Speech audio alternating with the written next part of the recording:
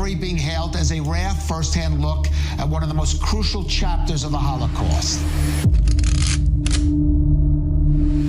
Ja nie wierzyłem, że ten negatyw istnieje. To są właściwie jedyne zdjęcia wykonane w getcie warszawskim podczas powstania, które nie zostały zrobione przez Niemców. Z narażeniem własnego życia udało się Leszkowi zrobić szereg fotografii. Rola Grzywaczewskiego jako fotografa jest niesamowicie ważna. On pełni rolę tego szpiega, Który przemyca obrazy. To jest też specyfika zdjęć zagłady. W pierwszym momencie nie wiemy tak naprawdę, na co patrzymy. Dopiero znając historię, dociera do nas, co się kryje za tym obrazem. Nasz świat zaczął się walić w gruzy. Tylko dlatego, że byliśmy Żydami, byliśmy podludźmi, rasą do wyniszczenia. I was a danger to people who were to hide me because I was so obviously a Jewish child. Z okna z balkonu wyskoczyła cała rodzina. Nie mogli uciec, a myśmy nie mogli im pomóc. widać, że nerwowe przesunięcia. Ta perforacja jest najbardziej porwana przy tych zdjęciach właśnie dokumentujących zagładę, robionych z ukrycia. Most of my life, I tried to forget all of this. Kim jest taki strażak Grzywaczewski, który tam był w getcie? Jest świadkiem w takim bardzo głębokim, egzystencjalnym sensie. Jakie musi mieć taki człowiek uczucia, że wie, że idzie właściwie w drogę bez powrotu? Jeżeli w ogóle jest jakiś cel tych wspomnień, to chyba tylko to, aby się pamięć tych haniebnych czasów zachowała.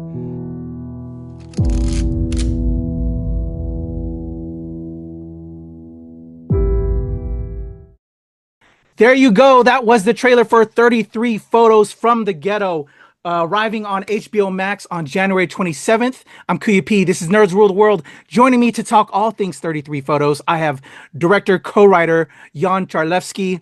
Thank you so much for your time today, sir. I really appreciate it. Thank you for having me. It's a pleasure. Definitely. We're on the eve, as of this recording, of it premiering on HBO Max.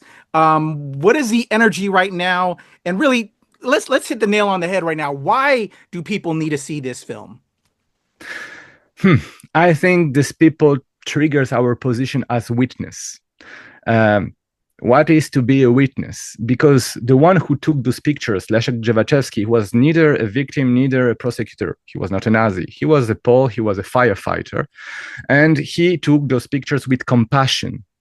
He was not indifferent to dehumanization of people. So it's his position of witness that is a lesson for us today. Completely agree.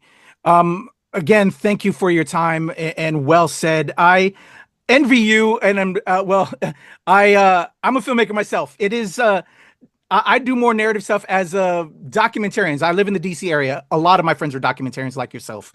I think it's such an immense responsibility to do work in documentary work because you want to make sure you get things right and represent the people well. Can you tell me when you came across this, why did you do it for yourself? I know you did a great doc that I need to fully check out. I watched the trailer like an hour ago, The Ambassador and Me, where you were talking about yourself and your father. Yes, that's right. So open the door on yourself is such, again, that responsibility and also giving of yourself to share your story. I think that's so important because it's a combined human experience and we need to feel and see these experiences. What was your, I guess, bullet points of taking on this project, why you wanted to do it, and what you wanted to get across with this? It's a very good question. Listen, I'm French and I'm Polish. I have both nationalities. I was raised in France, born in France and raised in France. And for me, Polish history was always very important as it was part of my person, of my family. And so I was really interested in Polish history because of all the horrors that were happening in World War II. I had one great-grandfather who died in a Nazi concentration camp, but as a Pole. So, this was important to me. And also, Leszek's son, Maciej Grzywaczewski. So Leszek was the firefighter who took those pictures in Warsaw Ghetto in 1943. And his son found them 80 years later. He found a roll of negative. And I knew I knew him. I knew the son of Maciek. I knew him from my childhood. So when this went out, I just called Maciej and I said to him, it's an incredible story to make a film. And he was absolutely agree with that. So that's why I wanted to make this movie, because I had somehow a personal perspective to that Grzywaczewski family. My parents were opponents to the communist regime in Solidarność. It was a syndicate during the 80s. And so my parents knew Maciek, who was also really involved in solidarity movement. So, somehow it's a family story. But also I would like to say one thing, because you're saying you're a documentarist. And I think, as documentaries, we have to witness, we have to testify about what is going right now. And many films are made that way. It's very important. It's exactly what Leszek, the firefighter, is making in the ghetto. He is witnessing, he is documenting. If he had a camera, he would film. He had just a photo camera. But history movies are also very important, because we can take a little step back and think, reflect, observe, analyze. There are many, many, many historians, scholars that have worked on those issues. They we learn about the process. We learn about how people were dehumanized and what it brings. So that's why making films about history is relevant. Completely agree, and so very important work. You know what I thought about, when you deal with something so heavy and so, difficult as this for yourself, and also when you have like a familiar experience with it as well, and you had friends with this, how do you take care of yourself, I guess, while filming, because it is important. We have to take care of ourselves and your crew. What was that like with both the subjects that are having to recant these stories, but also for yourselves, the weight of that? It's a complex question, because on one side, making that film, I was living in archives. I was living in all those images from Warsaw Ghetto, from Warsaw, occupied Warsaw, all these killings, these massacres. I have seen them in photos, in pictures, in film. People the starvation, the diseases. You cry. You cannot not cry. You're crying. But also, I don't know how to protect yourself from that. I was living in that world. Of course, I was in security. That's the big difference. It's a very comfortable situation where I was to, because I was just an observer of something that happened. But you're thinking about the human being, like what is to be a human being, how it's possible that we came to that extreme. And also, on the other hand, Warsaw looks totally different today, because it was totally destroyed. First, the ghetto was totally destroyed. After the Warsaw Ghetto Uprising, it was totally destroyed. You can see it on pictures. There is not one stone in the same place. It's horrible. And 1 year after the Warsaw Ghetto Uprising of 1943, you had the Warsaw Uprising of the whole city, because the Soviet forces were arriving. So Poles wanted to liberate themselves, to say to the Soviets, hello, we have liberated ourselves. We don't want to be Soviet. Of course, the Soviets stopped, and they let the Nazis, the Germans, destroyed the city. And the city was totally destroyed. Like 90% of the city was destroyed. And today, there is nothing that looks like as it looked before. So, for the crew, for us, it was fascinating to discover the story of a city. It's a lost story. And the film is an investigation. It's almost archaeological work, and that was fascinating for us. Definitely. Wow. Again, thank you for sharing. And also, to all my fellow male brethren out there, it is okay to cry. As I've gotten older, you need that release. I just want to make that across the board because I think as men, we get the work done, but also it's okay to share your feelings. It's heavy. But yeah. Leszek was not crying. I don't think he was crying. Like, honestly, he took those pictures, and a few days after, because he was there as a firefighter, not to extinguish fire, he was there to protect the rest of the city. You have at the heart of Warsaw, so in the center of Warsaw, you have walls, and inside the walls, you have, at the beginning of the war in 1940, you have 500,000 of Jews. Then during summer of 1942, 300,000 Jews were deported to the gas chambers of Treblinka and killed. And after that, almost 1 year later, you had only 50,000 persons, mostly young persons, that were there, and thousands of them were fighting during the Warsaw Ghetto Uprising. But what I said, Leszek, he wrote his testimony. I don't know. He wrote his thoughts about what he witnessed in his diaries, because he was writing diaries during the whole war. And he's not telling about pictures that he took. He's not telling that he's hiding a Jewish family. But, he's writing about what he has seen. People jumping from buildings, trying to escape the fire, people killed, shot by the Nazis. And he just was traumatized, and he started to being silent. He was not talking about that story to his children. So his children never knew that he was taking pictures in the ghetto. They just knew that he was fighting as a firefighter during the Warsaw Uprising, but they didn't knew a lot, and they even didn't knew that there was hiding like Jewish family. They, like, in the 70s, there was a Jewish family who visited them, so that's how they learned about that. So people, he was not crying; he was just taking it from himself. But it was not good neither, because we wouldn't know about those pictures.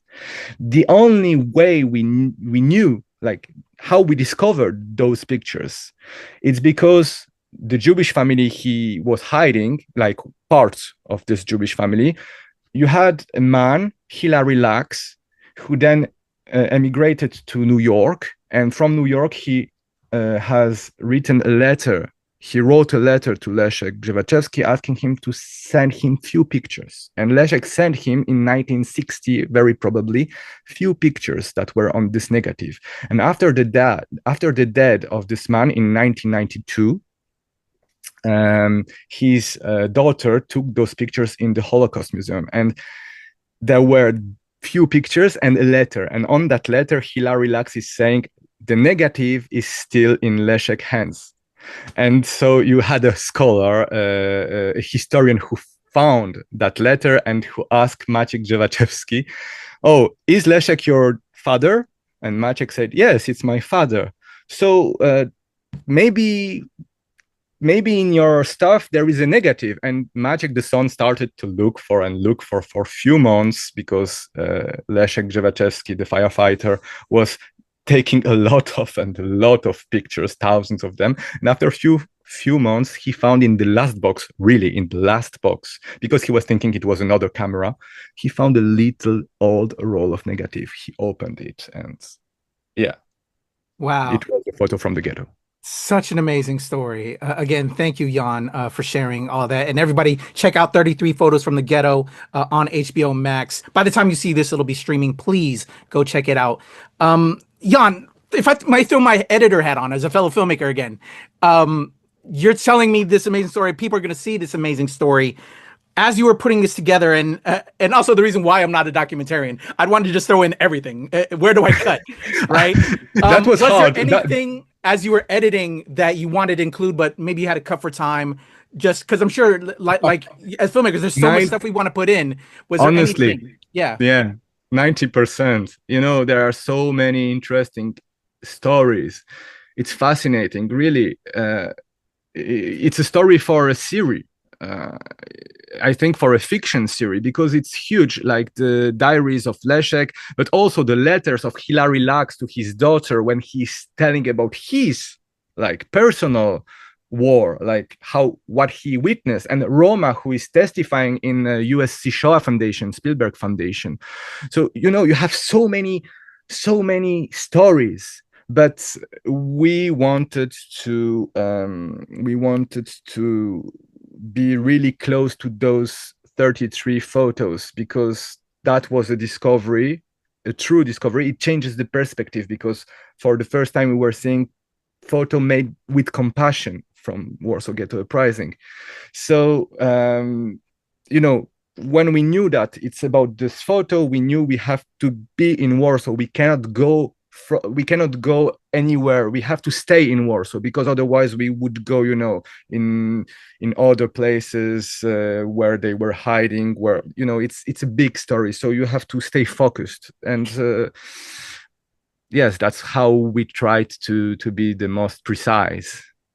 Well, you did an amazing job. It's brilliant. I would love to see, though, a narrative as all these stories you're telling. If that happens down the line, it's so fascinating. But it's such an important story that even now we need to know about, and again, prevent things like this happening in the future. Jan, thank you so much for your time.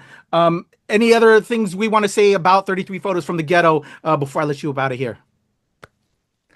I would just say, don't be indifferent. It's what Leszek learned. I have learned that from Leszek. Well said. Don't be indifferent to what is going on in the world. Bravo. Jan, tremendous work. Again, I can't wait to dive in to see your ambassador and me. That was very relatable for me and my father. So I'm curious to your journey. It is an honor and pleasure to speak with you, sir. As you continue to do this great work, please come back so I can give you some virtual flowers and celebrate the work. Such a responsible job that you do. And again, one that I can do as a filmmaker. So props to you, sir. Thank you. Thank you for the interest. Thank you for having me. And I would like also to thank the whole crew and also people that appear in the film, because, we are not alone. We are making a film together. It's a group work. Without the group, there is no film. Definitely. All the love to the set families that we create when we're doing these projects. Jan, it is an honor and a pleasure to speak with you. Everybody, check out 33 Photos from the Ghetto, available on HBO Max, January 27th. It'll be out already by the time you see this interview. So go click, you're done watching this interview now. Go check it out. It's on HBO Max. That is Jan Czarlewski. Thank you again so much. I'm KUYA P. Nerds rule the world. Thank you very much.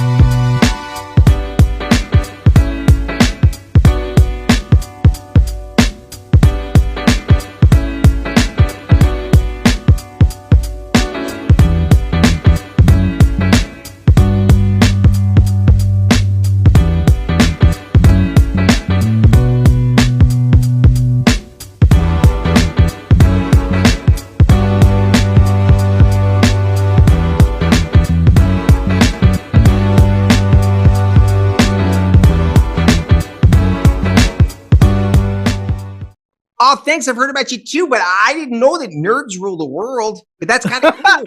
Nerds rule the world. Pleasure chatting with you. Love to all my nerds who rule the world. Yeah. Nerds rule the world. Yes, we do. Thanks. Nerds rule the world. Thank you. I love the nerds ruling the world, so more power to you. Patrick, what up, man? And yes, they do. Nerds rule the world, kid. Yes, sir. Thank you. Awesome. KUYA P, Nerds Rule the World. Hello. Yes, they do. Yes. Oh, Nerds rule the world. I got. It's in the title of your show, like Nerds Rule the World. Like, I want more Black weirdos on screen, and I don't feel like we ever get to see that very much. Thank you so much. Nerds do rule the world. Yes. Thank you. And I love what you do, and I love nerds, and I think we're all nerds at heart. But anyway. Thank you, Nerds Rule. Love it. Hello, Sarah. Hello, Julian. Yes. Rock on. I love it. Thank you so much. It's good to see you. I love Nerds Rule the World. But yeah, there's a heavy nerd component, man. Yeah. And at the end of the day, if you ask me, nerds rule the world. So Absolutely. And you're right, nerds do rule the world. We're just the best. Yes. Nerds do rule the world. I agree. We do. I agree. We're awesome, aren't we? Thank you, ladies. Thanks so much. Yes. Thank you, guys. Bye. And nerds really do rule the world. Thank you, sir. It's your boy KUYA P. Nerds rule the world. Thank you so much, guys. I appreciate you. do. They rule the world all right. Yes. Take care, Tony. Thank you, guys. Thank you. Love you, nerds, dude. Get it. Well, I was good until I saw that this is Nerds Rule the World. So are we talking about like everybody you interview is a nerd, right? Oh, it's a legal requirement. It is. It's a legal requirement. Or are you, or the second you popped on screen, I was like, wait, are you supposed to be the queen nerd then? I hope so. My handle is Heather is a nerd, so I am a professional at least. Okay. But then you enter that whole question of like, well, if you're calling yourself a nerd, are you really a nerd? A true nerd, would they call them? I don't know. I'm going to start going cross-eyed. Going to psychoanalyze this a little bit. Yeah. Nerds do be ruling the world. Hey, let's go. Swang Hu in the building. All right, there's a cut.